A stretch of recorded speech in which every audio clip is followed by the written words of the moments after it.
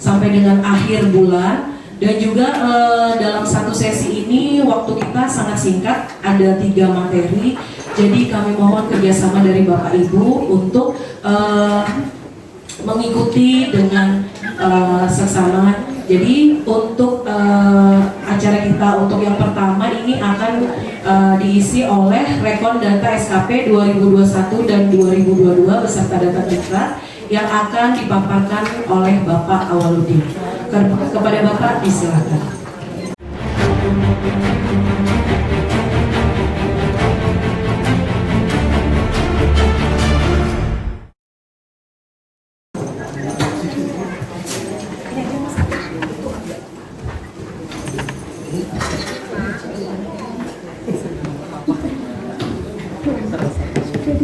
Bismillahirrahmanirrahim.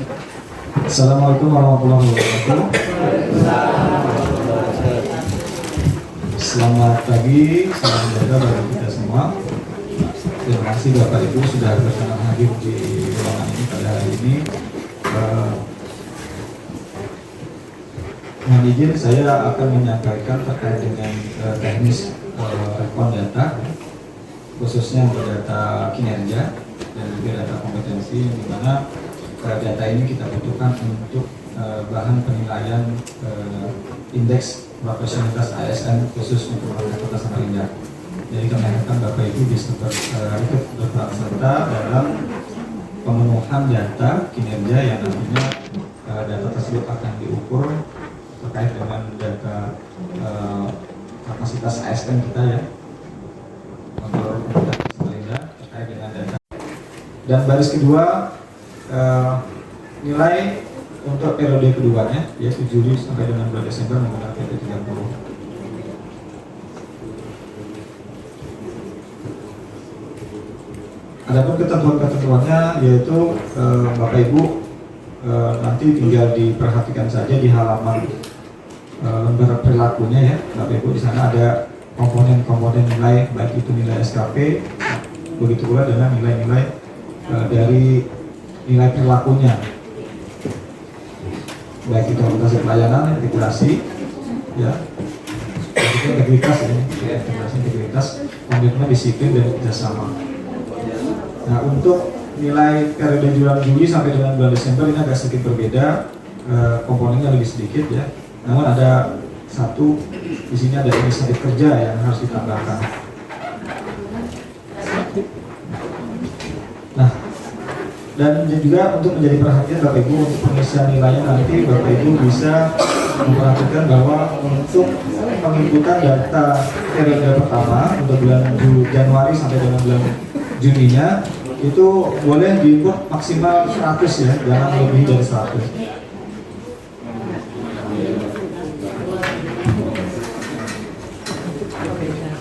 Sebelum kita lanjut, Bapak Ibu kira-kira SKP 2021 sudah buat ya? Ya, tentunya sudah punya ya. Ya, jadi Bapak Ibu tahu gitu loh apa yang harus dimasukkan nanti pada saat pengisian datanya. Gitu. Kalau kita perhatikan contoh SKP 2021, di sini ada 2 format ya dalam 1 tahun. Yang pertama menggunakan PP 40 tadi. Nah di sini kalau kita merujuk ke lembar halaman perilaku, Bapak Ibu sudah bisa mengisi berdasarkan dengan satu lembar ini saja. Di sini ada nilai dari SKP-nya dan juga nilai-nilai dari perilakunya ya. Mulai dari orientasi pelayanan sampai dengan nilai kepemimpinan.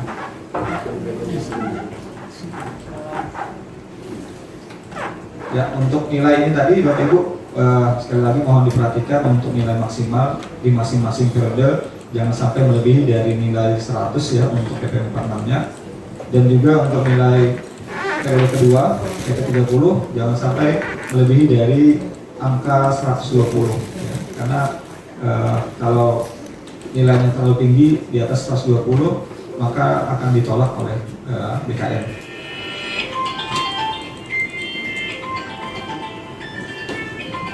Dan juga apabila ada nilai yang tidak ada komponen nilainya seperti dalam kolom yang baris kedua ya di sini contoh ada nilai integritas yang tidak ada di periode kedua itu dinolkan saja Bapak Ibu, tidak perlu diisi. Ya, tidak dikosongkan tapi ya, harus diisi dengan 0, jangan dikosongkan.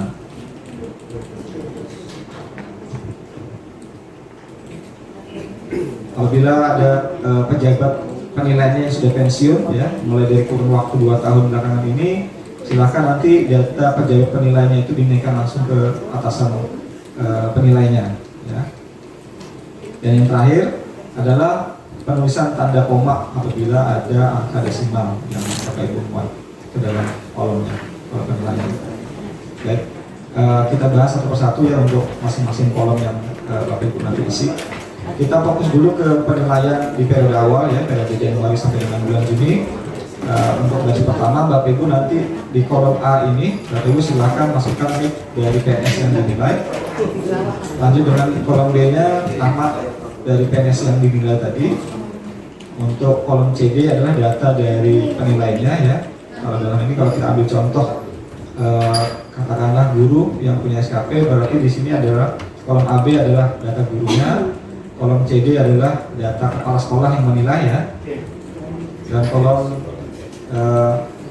E dan F adalah data kepala bidang ya. Kalau misalkan SKP dulu ya, atasan penilai kepala sekolah, kepala bidang ya, kalau di dinasnya.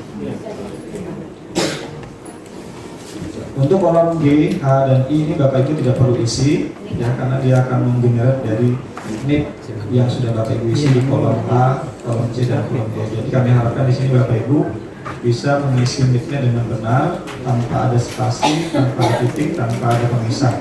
Jadi NIK-nya hanya angka saja ya. Kalau misalkan nanti Bapak Ibu setelah mengisi data mulai dari kolom A sampai kolom F, tapi ternyata ini ID orang yang tidak muncul, berarti kemungkinan besar ada kesalahan dalam pemeriksaan itu. Selanjutnya untuk kolom J dan K, ini saya rasa sudah cukup jelas Bapak Ibu ya. Kolom J, K sampai dengan kolom Q ini adalah nilai-nilai dari masing-masing komponen nilainya. Ini bisa dilihat berdasarkan rujukan dari dokumen SKP-nya. Nah, ya di sini silakan Bapak Ibu buka nanti untuk lembar perilakunya sudah cukup untuk bisa menginput data pada masing-masing. Abdullah yang mana ya Pak Abdullah? Mulai dari nilai SKP, orientasi pelayanan, integritas, komitmen, disiplin, kerjasama, sampai dengan nilai aplikasi diisi sesuai dengan dokumen yang ada. Untuk kolom R ini adalah jabatan dari atasan penilai, dalam hal ini mungkin kepala bidang kalau kita ibaratkan di kasus yang tadi ya. Ini adalah kepala bidang dari dinas pendidikan tadi, dan ini adalah kepala sekolah ya, jabatan kepala sekolah. Jadi itu saja di sini ada kepala sekolah. Yang perlu diperhatikan adalah di kolom T dan U ya Bapak Ibu ya. Dalam di kolom T ini Bapak Ibu nanti diminta untuk memasukkan kode golongan ya, bukan nama golongan dari masing-masing penilai maupun atasan penilainya. Kode golongan ini bisa Bapak Ibu lihat di petunjuk yang tercantum di dalam kode yang Bapak Ibu lihat tadi. Di sini ada di baris di halaman ke-4 ya. Di sini ada tabel referensi untuk kode golongan, Bapak Ibu bisa dibuka. Jadi dilihat saja, seandainya nanti kalau kita ambil contoh untuk SKP ini, Bapak Ibu bisa lihat di halaman penilaian kinerjanya. Di situ ada data penilai, atasan penilai maupun PNS yang dinilai. Ya. Ini ya. Di sini laporan dokumen penilaian kinerja. Di sini, kalau di sini kita ambil contoh adalah pejabat penilainya golongan 3D, berarti yang kita isi adalah kita lihat tabel konversinya 3D, artinya di sini 34 yang harus Bapak Ibu isi di dalam kolom ini. Begitu juga dengan halnya kolom U ya, sama. Jadi Bapak Ibu silakan melihat berdasarkan kolom yang ada di dalam tabel referensi. Mudah Bapak Ibu ya. Oke, kita lanjut ke kolom V dan W. Di sini adalah TMT golongan dari masing-masing penilai dan atasan penilai. Silahkan diisi apabila datanya ada. Kalau tidak ada silahkan di skip saja, dikosongkan saja Bapak Ibu. Selanjutnya untuk kolom X dan Y, ini adalah UNOR ya, UNOR unit organisasi, penilai dan atasan penilai. Kalau kita ambil contoh yang tadi, di sini adalah nama sekolah, ya, penilai UNOR, nama sekolah. Untuk kolom Y-nya adalah dinas pendidikan berarti ya, karena tadi atasan penilainya adalah kepala bidang di dinas pendidikan. Kalau guru SD ada di bidang apa Bu ya? Bidang GTK ya. Oke. Untuk kolom Z, AA, AB dan AC ini Bapak Ibu tidak perlu isi juga ya. Ini boleh ditandai nanti, saya tandai. Untuk kolom Z, AA, AB dan AC tidak perlu diisi. Dia kalau otomatis mengcopy data dari kolom awal tadi. Tapi ini berdasarkan data yang ada di aplikasi BKN, database BKN. Jadi kalau seandainya di sini tidak muncul, bisa jadi data Bapak itu belum terdaftar di aplikasi BKN. Jadi kita harus pastikan. Biasanya terjadi kalau misalkan ada PNS yang baru masuk dari luar daerah ke kita, itu mestinya datanya terlambat masuk ke kita ya. Datanya masih di daerah lain. Nah itu bisa jadi. Kalau misalnya itu terjadi, di skip aja nggak apa-apa untuk kolom Z dan AC-nya biar nanti kami yang mencari. Kita memastikan datanya berpindah ke kita. Untuk kolom AD sudah pasti di sini status pegawai penilainya dan juga atasan penilainya adalah ASN ya. Tidak perlu dirubah di sini. Nah, mungkin yang sedikit lebih perhatian hanya ada di kolom AF saja. Di sini ada jenis jabatan ya Bapak Ibu. Jenis jabatan, tapi Bapak Ibu diminta untuk memasukkan jenis kode jabatannya, ya kode dan jenis jabatan. Bisa dilihat di juknisnya di halaman paling belakang ya, halaman akhir. Jadi jenis jabatan itu ada 3 macam Bapak Ibu ya. Yang pertama jabatan struktural, jabatan fungsional tertentu, dan juga jabatan fungsional umum.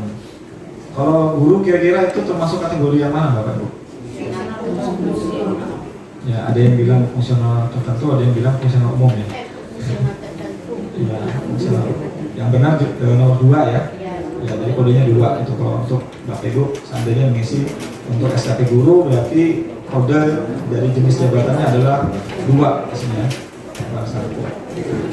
Di sini ada masih dari SMP ada? Nggak ada, SD semua ya? SD SMP 1. Oh, SMP 1. Kalau di SMP ada 1 struktural ya masih ada kepala TU-nya ya? Atau sudah nggak ada lagi? Masih ada. Oh, masih ada. Berarti kalau misalkan nanti Bapak mengisi KTU-nya berarti nanti pilih nomor 2 Pak ya? Nomor 1 maaf. Jabatan struktural. Ya. Kalau Bapak Ibu nanti mengisi di sini jabatannya adalah jabatan struktural dalam hal ini nomor 1, dan pastikan Pak ya nanti di sini di kolom key-nya itu nilai kepimpinannya harus ada Pak. Ya. Jadi Bapak Ibu mohon perhatiannya dalam pengisian data kinerja dan data kompetensi ini sangat penting Bapak Ibu. Ya sangat penting sekali. Apabila Bapak Ibu nanti keliru dalam pengisian nilainya, ya tidak terasa sekarang ya.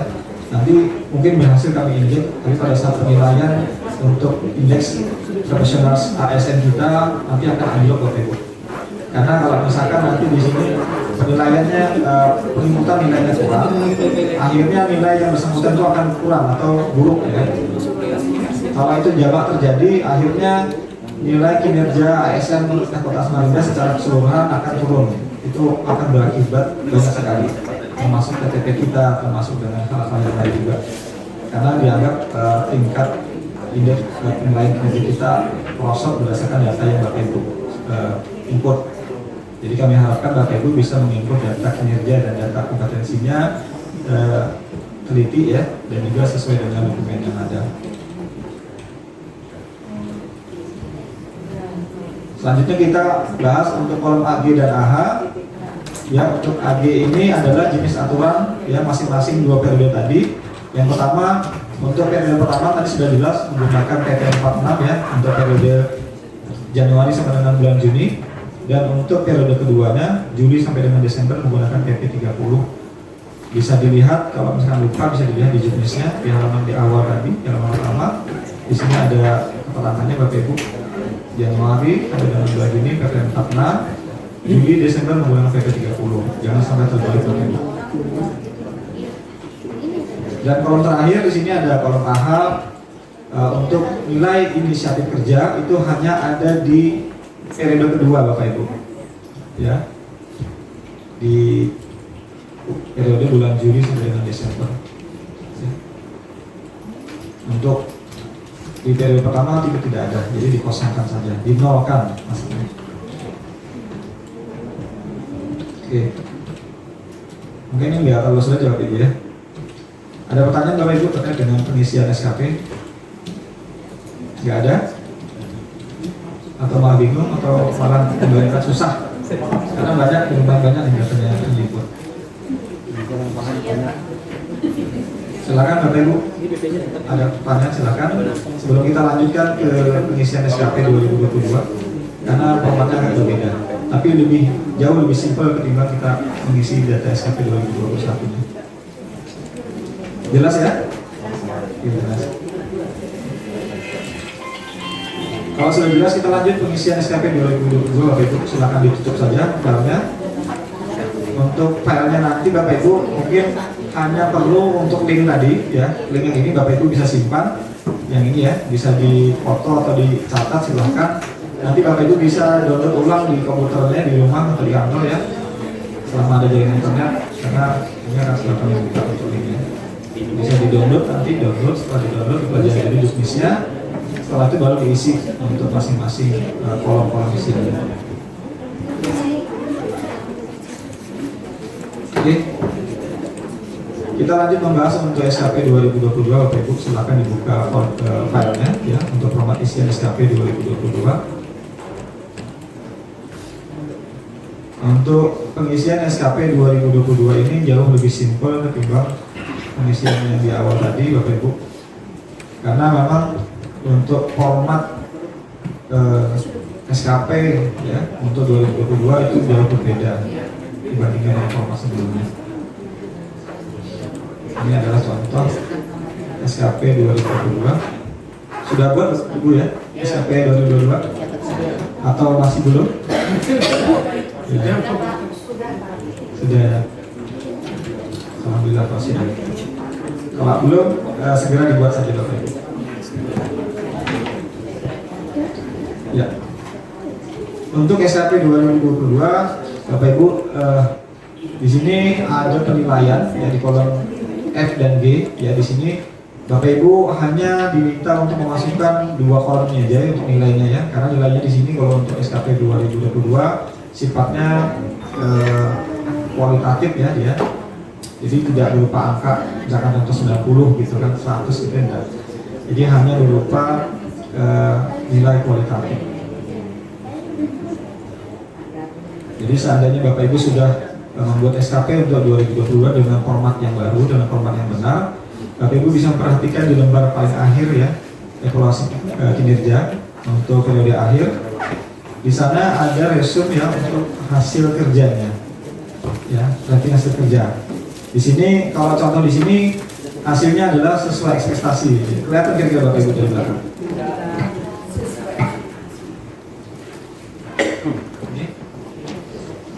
Ya, rating hasil kerja sesuai ekspektasi.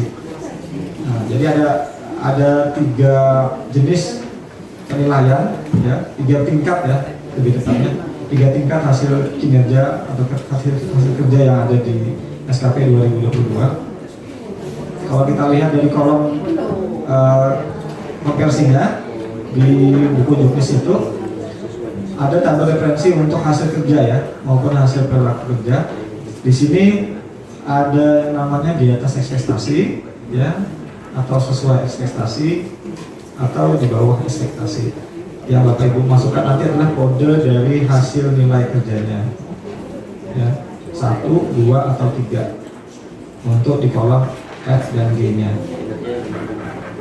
Ya, kalau untuk data-data yang lain, saya pikir sama seperti hal yang di SKP 2021 ya.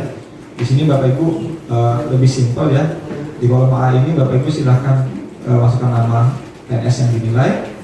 Kolom B-nya adalah NIP dari PNS-nya. Nanti kolom C dan D-nya tidak perlu diisi ya Bapak Ibu. Ini tidak perlu dipikirkan bagaimana cara mengisinya. Ini akan otomatis setelah NIP-nya diketik, tapi dengan catatan NIP-nya harus benar dalam pendidikannya, tanpa spasi, tanpa titik. ya, jangan dipisah. Gitu. Untuk nomor ID dikosongkan saja, ya, tidak perlu diisi, nanti kami yang akan isinya.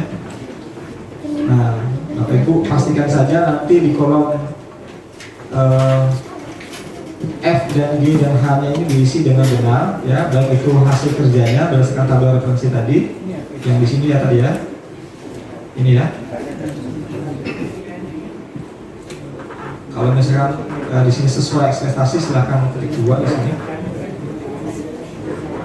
Dan di sini adalah nama sekolahnya berarti ya, nama sekolah dari PS yang tadi Ibu input. Ya. Nanti honor ID-nya akan muncul setelah Bapak Ibu ketika nama sekolahnya. Kalau memang tidak muncul, tidak perlu dipikirkan, di skip saja. Lanjutkan mengisi kolom yang lain. Dan untuk kolom I, J, K, L, M sampai M ini, ya, ini sudah cukup jelas ya Bapak Ibu ya. Ini adalah jabatan dari penilainya. Otomatis di sini ada kepala sekolah ya. Untuk golongan ID-nya berarti Bapak Ibu sama seperti yang tadi 2021. Silakan lihat di tabel konversi kode golongannya berapa, isikan kode golongannya saja, bukan nama golongannya. Untuk kolom K di sini adalah nama dari penilainya, yang kepala sekolahnya yang menilai. Ya. Lanjut ke kolom L adalah nick-nya, dan terakhir adalah status dari kepala sekolahnya, yang pasti di sini ada SKP-nya. Mudah Bapak Ibu ya. Effortnya mungkin yang paling berat adalah mengumpulkan SKP-nya, karena banyak yang bikin pasti. Ya. Mudah-mudahan sudah buat semua ya. Kalau belum silahkan segera dibuat. Ini sifatnya wajib Bapak Ibu ya. Jadi penilaian indeks profesionalitas ASN kita ini dipantau langsung dengan Bapak Wali Kota terkait dengan hasil kinerja kita secara umum ya, ASN kita secara umum. Jangan sampai nanti ada beberapa PNS yang tidak ada datanya. Setelah tanggal 31 Mei nanti BKN menilai data kinerja kita dan kompetensi kita masih di bawah dari nilai seharusnya, itu kita akan di suatu hari. Jadi kita mohon perhatiannya, Bapak Ibu bisa memenuhi data tersebut agar kami bisa melanjutkan datanya ke aplikasi BKN. Sampai di sini ada pertanyaan Bapak Ibu terkait dengan pengisian data kinerja, baik itu SKP 2021 dan 2022. Silakan sebelum kita lanjut untuk pengisian data diklatnya. Silakan Bu. Yang kolom J itu yang ada tanda garis itu yang di bawahnya ini, yang garis AA, garis miring AA itu kenapa Pak? Yang mana? Di kolom berapa? Tadi Pak? Kolom C. C. Oh, C. Ya. Nah itu di bawahnya itu kan ada yang Oh ya. Sebetulnya kolom C dan D ini adalah kolom bantu yang dimana kalau kami boleh ceritakan data kita yang akan kita suntikan ke BKN, bahan data yang kita injek ya, kita injek ke aplikasi BKN itu, kita diberikan wewenang untuk menambahkan data tanpa melalui interface aplikasi. Itu cara tercepat ya, tercepat menurut mereka, supaya kita dapat memenuhi segera untuk data kinerja kita dan data kompetensi kita. Jadi mereka memberikan format data isian yang harus kita ikutin dan harus kita isi sesuai dengan format metadata mereka gitu loh. Nah, jadi untuk memudahkan mereka itu membuat yang namanya ID masing-masing PNS. Ini yang generate ini adalah aplikasi Bu. Kita nggak tahu nanti algoritma logikanya seperti apa, tapi yang jelas kami mempermudah supaya ini bisa muncul. Bapak Ibu nanti mohon ketikkan saja NIP-nya dengan benar ya. Seharusnya nanti untuk ID-nya akan muncul di kolom C-nya Bu. Jadi Ibu tidak perlu memperhatikan di sini ada NA ini, kenapa? Karena tidak ada nilainya. Kalau misalkan seandainya Ibu di sini ketikkan saja misalkan di sini ya.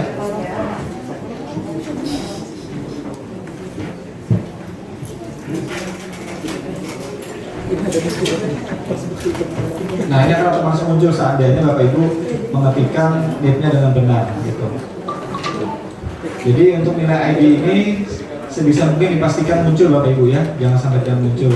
Jadi kalau tidak muncul untuk ID-nya, itu kemungkinan besar salah dalam mengetikkan NIP-nya. Gitu. Jelas Bu? Ada lagi Bapak Ibu silakan. Tidak ada? Sudah cukup jelas ya? Ya. Kita lanjut untuk pengisian data SKP Bapak Ibu ya. Oke. Saya khawatir kalau tidak ada responnya, takutnya antar dulu ini. Apakah memang sudah betul mengerti atau memang tidak mengerti sama sekali. Mudah-mudahan sudah dimengerti Bapak Ibu ya. Karena pengisiannya juga nggak terlalu sulit saya rasa. Oke, kalau sudah jelas kita lanjut ke pengisian data diklat Bapak Ibu. Silakan dibuka untuk hal yang selanjutnya. Data diklat Pak. Ya.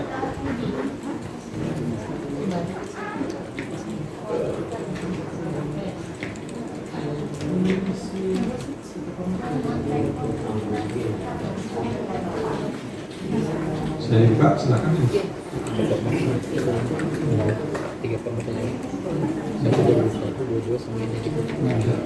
Di sini dalam file juknis yang kita sertakan, di sana juga ada ketentuan-ketentuan yang Bapak Ibu mungkin perlu baca dulu sebelum mengisi ya. Di mana data diklat ini kami butuhkan yang Bapak Ibu harus input nanti mulai dari kurun waktu 2021 sampai dengan sekarang yang pernah diikutin. Jadi kalau misalnya di bawah 2021 mungkin tidak perlu diinput karena kalau terlalu banyak ya. Nah, kecuali untuk data diklat fungsional dan juga diklat struktural. Kalau untuk dua jenis diklat yang ini, fungsional dan struktural ini, walaupun itu pernah diikuti di bawah tahun 2021, ya itu tetap harus diinput Bapak Ibu. Karena itu adalah salah satu data diklat yang pokok yang harus diikuti setiap PNS yang memangku jabatan, khususnya untuk jabatan fungsional dan jabatan struktural. Contoh katakanlah untuk pejabat yang memangku jabatan sebagai eselon 4, yang bersangkutan wajib ikut PIM 4 ya, minimal PIM 4. Begitu pula dengan fungsional ya, contoh katakanlah fungsional dokter atau guru gitu ya. Untuk duduk di jabatan itu yang bersangkutan terlebih dahulu harus ikut diklat yang mengharuskan atau yang terpenuhi untuk kualifikasi jabatannya gitu. Termasuk dengan masing-masing jenjang jabatan fungsionalnya. Ada pertanyaan? Diklat yang 100% itu? Diklat 100% itu pajak ya Bu ya. Pajak itu mungkin bisa kita kategorikan ke diklat teknis Bu. Iya, kalau misalkan masuknya di 2021 ya silakan aja. Tapi kalau misalkan udah lama nggak perlu diisi, nggak apa-apa sih. Karena itu salah satu diklat yang wajib diikuti untuk diangkat di PNS Bu. Iya. Nah, tapi yang kita maksud tadi di poin kedua ini adalah diklat struktural fungsional. Ya, yang fungsional itu contoh katakanlah sertifikasi guru mungkin ya. Itu kan itu wajib ya ikuti setiap kalau kita mau dapat sertifikasi ya. Itu termasuk salah satu yang wajib diisi. Atau mungkin diklat jenjangan untuk fungsionalnya. Kalau untuk setiap jenjang untuk guru diwajibkan nggak ikut UKOM? Nggak ada ya kalau untuk guru ya. Ya, karena masing-masing jabatan fungsional berbeda-beda. Kalau untuk kesehatan saja misalkan untuk naik katakanlah dari dokter muda ke dokter madya, yang misalkan harus wajib ikut UKOM penjenjangan. Misalkan dari dokter muda ke dokter madya harus ikut UKOM madya dulu, baru bisa naik ke dokter madya. Jadi itu harus dimasukkan. Ya, jadi yang terkait dengan diklat fungsional yang menyangkut jabatan fungsionalnya, guru misalnya kalau di sini itu tetap wajib diinput. Kalau SK Japung itu tidak termasuk dalam kategori yang harus diinput, jadi nggak perlu. Rakor pun saya pikir nggak perlu juga. Ada rapor kombinasi, ada sertifikatnya itu nggak perlu diisi. Ini terkait dengan peningkatan kompetensi kita ya.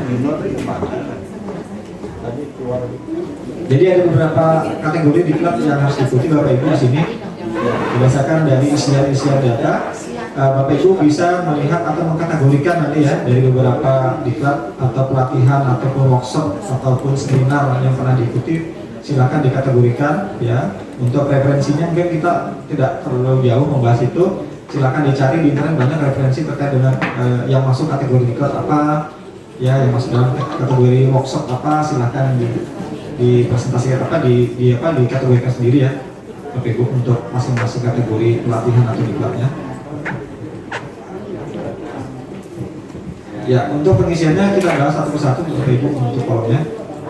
Tidak terlalu banyak Bapak Ibu, ada beberapa kolom saja. Yang pertama di sini Bapak Ibu silakan masukkan NIP dan nama dan instansi dari PNS yang akan dimasukkan data diklatnya. Ya, untuk kolom E, nah di sini Bapak Ibu nanti diminta untuk memilih jenis diklat yang nanti akan diinput. Ya, sekali lagi jangan diketik manual Bapak Ibu ya, tapi dipilih berdasarkan pilihan yang sudah ada yang kami siapkan.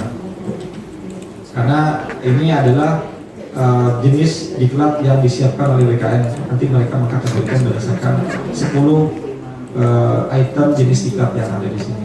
Jadi tidak perlu diketik manual, hanya dipilih saja jenis diklatnya yang mana yang mau diinput. Contoh katakanlah di sini diklat struktural. Nah, setelah itu lanjut dengan mengisi kolom F. Bapak Ibu tinggal memilih jenjang diklat strukturalnya yang jenjang berapa, jenjang 4 kah, 3 atau 2 atau yang lain. Ya. Tapi kolom F ini diisi apabila Bapak Ibu mengisi atau memilih di kolom E ini adalah diklat struktural. Ya. Selain itu, kalau misalkan Ibu atau Bapak mengisi di sini diklat fungsional, untuk kolom F-nya dikosongkan saja, nggak perlu diisi. Ya. Sama begitu juga dengan workshop. Jadi hanya untuk pilihan diklat struktural saja. Ya. Karena untuk penjenjangan diklat PIM A, PIM 4, PIM 3, PIM 2 ini hanya di diklat struktural saja. Ya.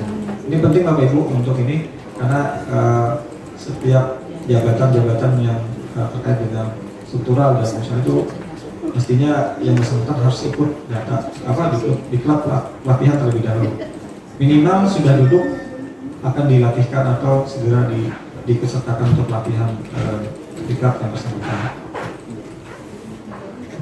Untuk kolom G di sini Bapak Ibu sama seperti hal untuk pengisian data SKP, PNS ID-nya akan otomatis muncul, jadi tidak perlu diisi.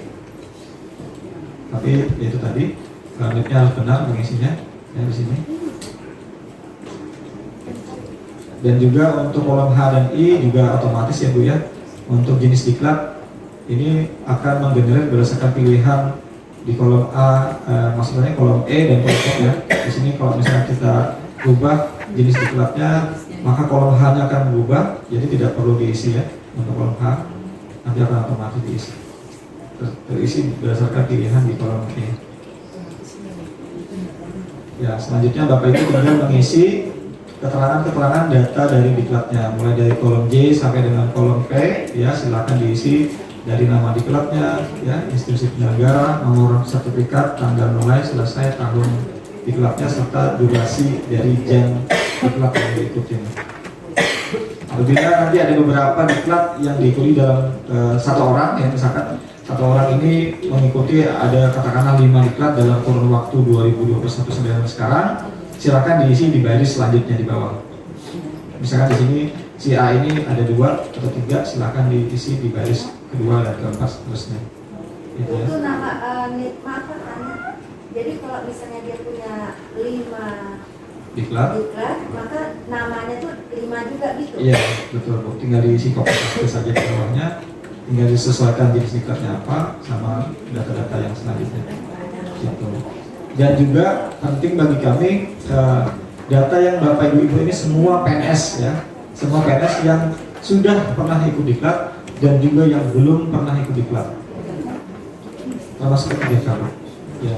Jadi nanti yang data diklat yang sudah ada pernah ikut kami akan injek ke BKN, yang belum ikut nanti akan kami visualisir datanya, itu nanti untuk bahan pengembangan program untuk peningkatan kompetensi pegawai kita. Berapa banyak kita ingin melihat berapa banyak PNS kita yang belum pernah ikut diklat. Nah, mudah-mudahan datanya akurat Bapak Ibu ya. Jangan sampai nanti yang satu diisi nggak pernah ikut diklat padahal nggak ada data dokumennya nggak dicari gitu. Pernah ikut diklat tapi nggak dimasukkan datanya. Nanti data kita nggak akan akurat. Ada pertanyaan Bapak Ibu silakan. Silakan Pak. Tadi itu yang di situ cukup klip aja kan, di kolom B aja kan. Isi yang di awal tadi. Ya, mulai dari kolom B Pak. Enggak, kolom B diisi nanti C, D baru muncul kan ya? Atau masih sendiri? Iya betul.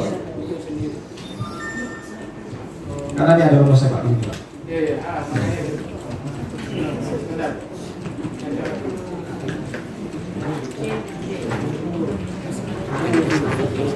Oleh banyak Pak, Silakan Bu. mempertegas saja. Ini SKP misalnya Pak ya, kita buat. Nah, apakah diklat yang masuk itu hanya boleh tahun 2022 saja? Sebentar, 21 Pak ya, berarti kan diklat selama tahun itu Pak ya? Mulai kurun waktu dari 2021 sampai dengan sekarang.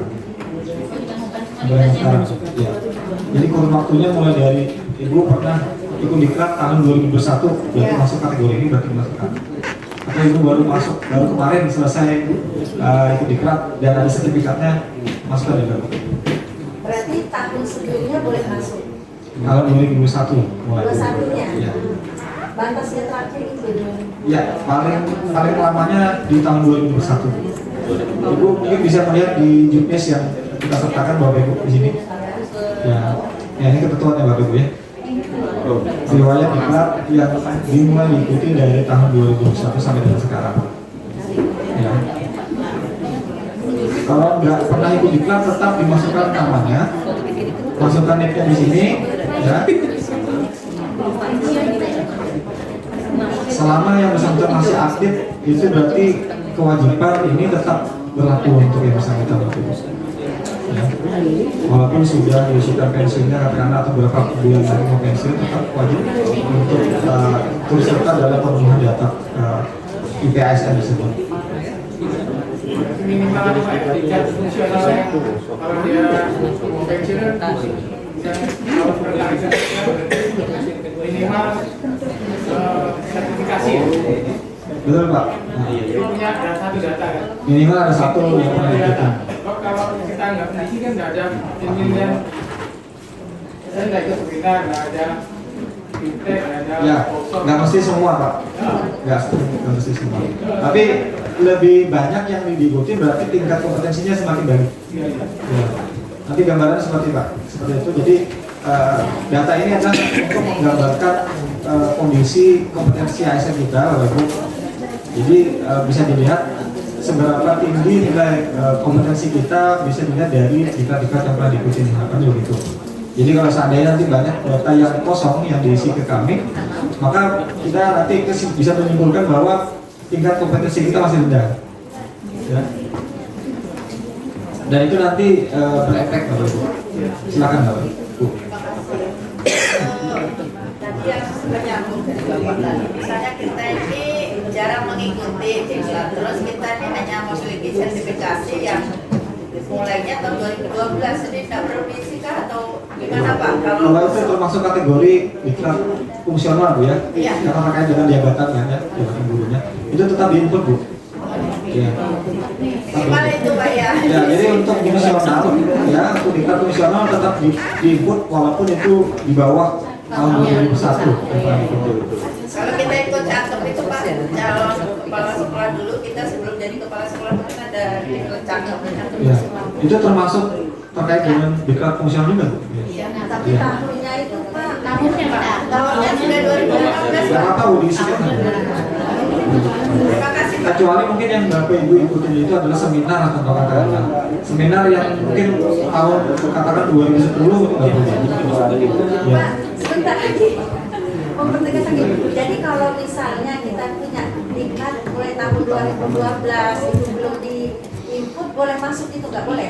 Selama itu terkait dengan jabatan fungsionalnya Bu ya, dan terikat pula dengan jabatan fungsional itu Boleh. mestinya diisi. Ya. Di tahun 2022. Iya, walaupun di bawah tahun 2021 ya.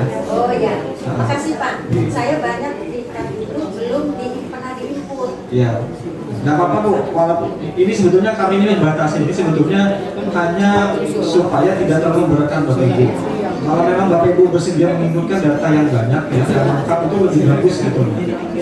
Ya, makin banyak data yang kami dapat dari data komisioner atau data pelatihan ini, kami lebih bisa menggambarkan kondisi kompetensi kita ya.